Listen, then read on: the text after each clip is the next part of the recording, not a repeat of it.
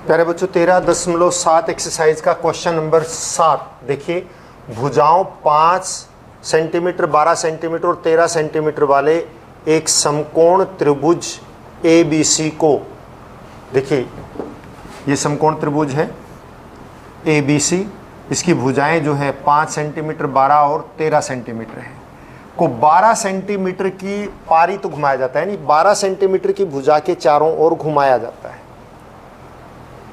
और घुमाने से, जैसे 12 के चारों ओर घुमाया जाने से एक ठोस आकृति हमें दिखाई देगी। उस ठोस आकृति का हमें आयतन ज्ञात करना है।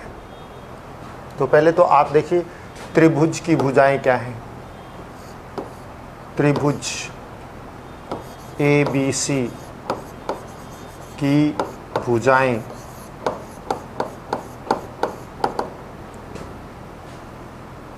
5 सेंटीमीटर, 12 सेंटीमीटर, 13 सेंटीमीटर।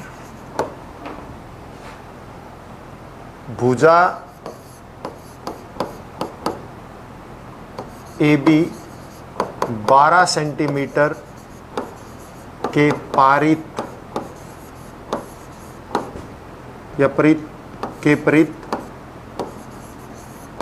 घुमाने पर प्राप्त ठोस शंकु की ऊंचाई 12 सेंटीमीटर, आधार की त्रिज्या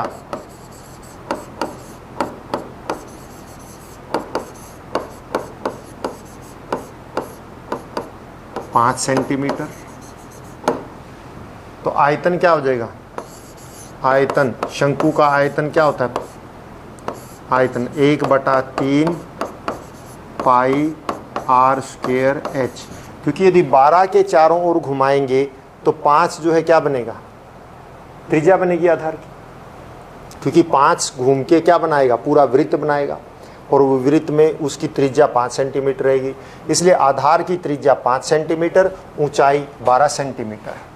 तो 1/3 पाई का मतलब 22/7, r का वर्ग 5 गुना 5 और h का मतलब 12, 3 चौके 12।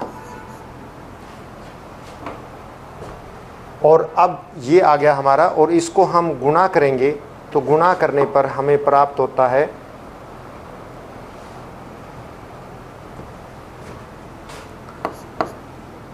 5 5 25 चौका 100, 2200/7 घन सेंटीमीटर। इसका हम इसको अगर पाई का मान ना रखें तो ये पाई यूं का तू रहे तो 100 पाई भी आ जाता है। तो चलो हम 2200/7 घन सेंटीमीटर, अगले सवाल में भी इसकी ज़रूरत पड़ेगी, इसलिए इसको हम याद रखते हैं। सवाल नंबर 8, प्रश्न नंबर 7 के त्रिभुज ABC को यदि भुजा 5 सेंटीमीटर के पारी तो घुमाया जाए, 5 सेंटीमीटर के पारी तो घुमाएंगे तो किस प्रकार से बनेगा? वही त्रिभुज दोबारा बनाइए और 5 सेंटीमीटर के पारी तो घुमाना है। अब त्रिभुज को इस तरह से लेना है कि ये 5 सेंटीमीटर हो, नीचे 12 आ गया तो ये 13 हो गया। ये 5 सेंटीमीटर, ये 12 सेंटीमीटर, ये 13 सेंटीमीटर, ये लंब। अब जो शंकु बनेगा वो इस तरह का बनेगा।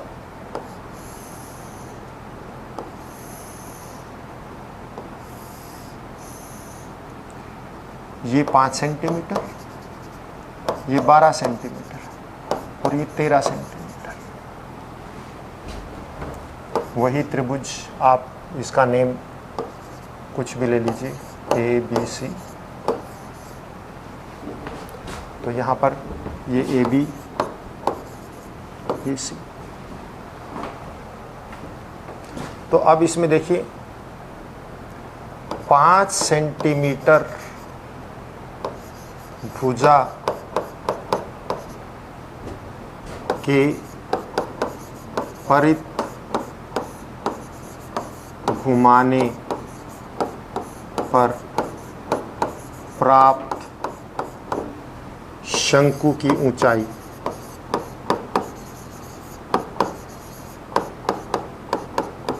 पाँच सेंटीमीटर, त्रिज्या 12 सेंटीमीटर, इसलिए आयतन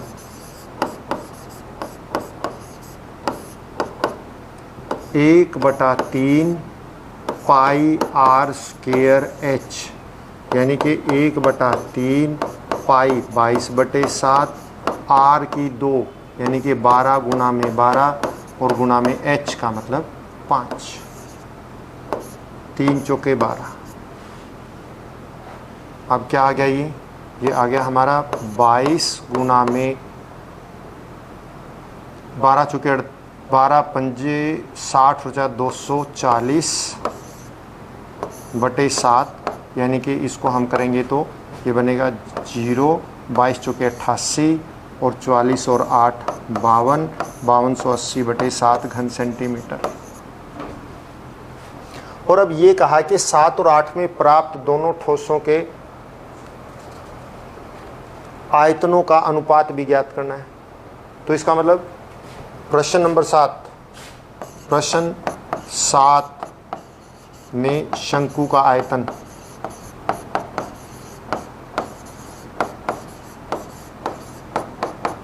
2200/7 बटे प्रश्न 8 में शंकु का आयतन, हम इसको बराबर यहाँ लेंगे, शंकु का आयतन, क्योंकि पहले 7 का नाम है इसलिए ऊपर 7 वाला रखना, नीचे 8 वाला, 5280/7। तो क्या आ जाएगा, ये आ गया 2200/7 गुणा में 7/5280।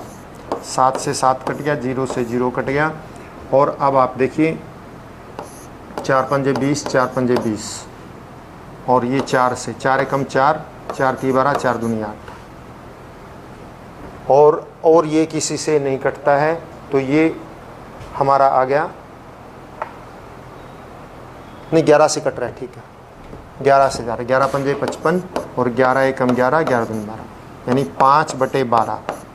अनुपात क्या आ जाएगा, अनुपात आ जाएगा 7 और 8 प्रश्न में अनुपात जो है 5:12, ये अनुपात आ गया, आयतनों का अनुपात। अब इसके बाद अगला सवाल, नेक्स्ट आखिरी सवाल इसका, गेहूं की एक धेरी 10.5 मीटर व्यास और ऊंचाई 3 मीटर वाले एक शंकु के आकार की है। व्यास 10.5 है, ऊंचाई 3 मीटर है।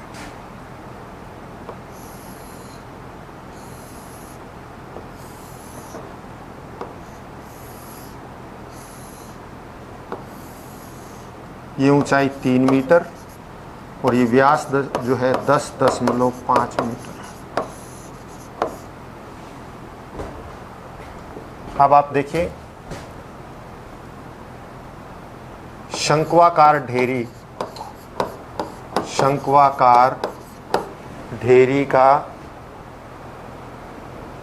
शंक्वाकार ढेरी का व्यास का आधार का व्यास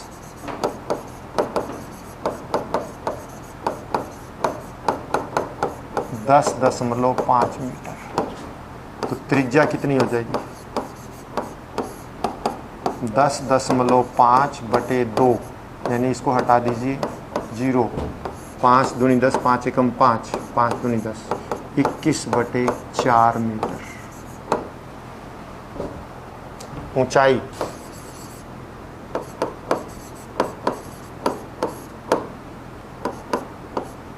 3 मीटर।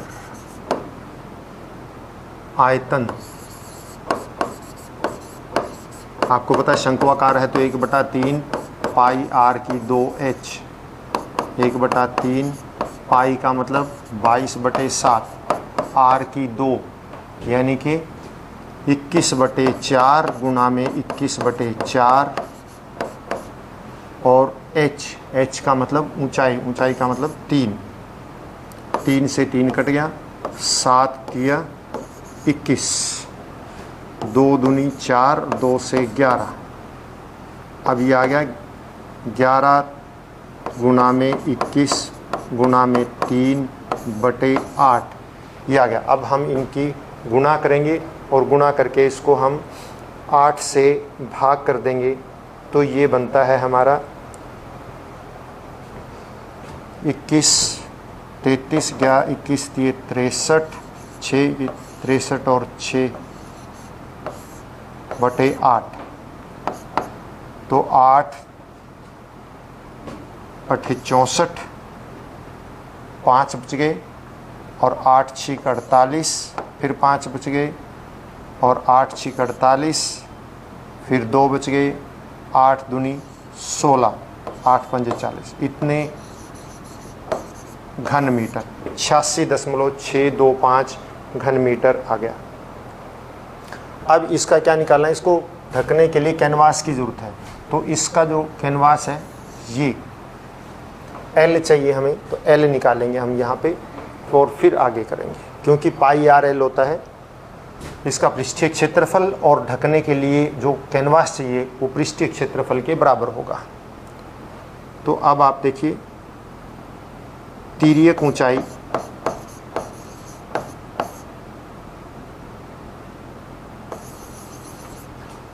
साइड में ले लेते हैं हम यहाँ पे, ढेरी की तिर्यक ऊंचाई आपको निकालनी पड़ेगी।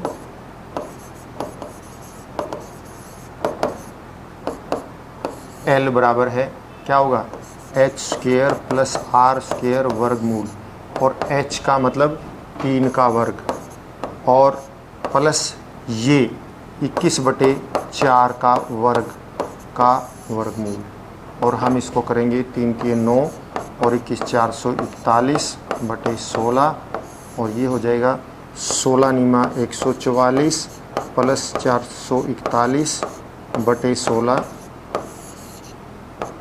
और 5 और 4 4 8, 585/16 वर्गमूल, ये L आ गया। और हम इसको हम 585/16 ये आएगा, तो इसको मतलब सोल्व करेंगे, हल करेंगे, और इसको हल करने पर लगभग इसका जो आएगा वो 6 आप देखिए इसको और इसको हल करेंगे तो लगभग जो है, मैं उत्तर बता देता हूँ निकालने के बाद, 16 का वर्गमूल 4 आएगा और 585 का जो आएगा फिर उसको हम भाग कर देंगे तो आएगा 6.046,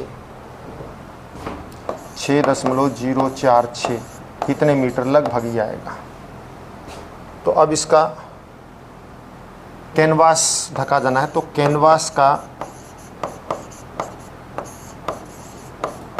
क्षेत्रफल किसके बराबर होगा,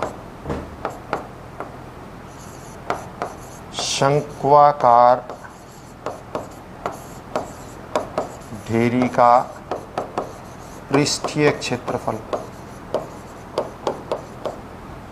यानी कि पाई आर एल, पाई का मतलब 22/7, आर का मतलब 21/4, एल का मतलब 6.046, 7 या 21, 2 से ये 11 और ये 2 से 3, 0, 2, 3, और अब इसको गुणा करेंगे हम 11 गुना 3 गुना 3.023, और ये लगभग हमारा उत्तर आता है 99.75 वर्ग मीटर, 99.75 वर्ग मीटर। इतने कैनवास यानी कपड़े की आवश्यकता होगी। आज के लिए बच्चों इतना ही काफ़ी। घर पर रहें, स्वस्थ रहें और अपना काम हर रोज़ करते रहें। धन्यवाद।